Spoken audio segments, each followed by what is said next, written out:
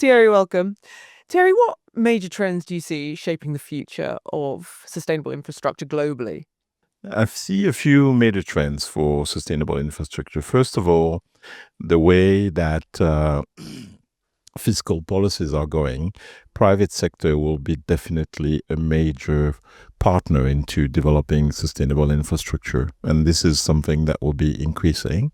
And from a demand perspective, obviously, between economic growth, trade, and also fighting for some regions' climate change, sustainable infrastructure will still be in great need for the next decades.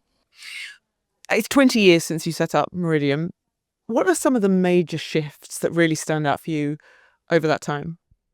I think from a sort of investor-based perspective, 20 years ago, sustainable infrastructure wasn't an asset class. It is quite clearly one today, and one that long-term investors are seeking. I mean, pension funds clearly see that as a good asset class matching their liability because they have long-term pension to address.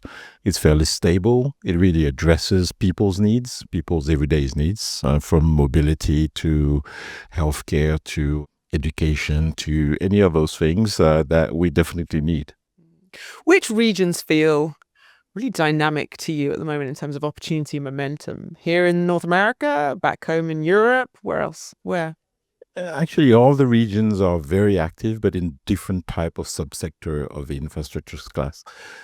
I mean, in the U.S., energy and transportation are still very big in terms of growth because, first of all, on the transport side of things, there's a big gap in terms of what's needed versus what has been developed over the past few years.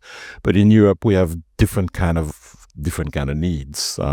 It's mostly addressing aging populations, for example. So it requires quite a different type of infrastructure. And emerging markets need all the basics to really fuel their development and their economy. So If we look ahead 2-3 decades, what does success in sustainable infrastructure look like? And what needs to happen now to reach that vision? that's the $1 million question. I think success in 20, 30 years would mean that a level of economic development has reached the required one. In a way, infrastructure is there to support economic development. So hopefully in emerging markets, we'll have economies that are there, which means that infrastructure would have done the job that it's supposed to be doing. Thierry, thank you so much. Thank you.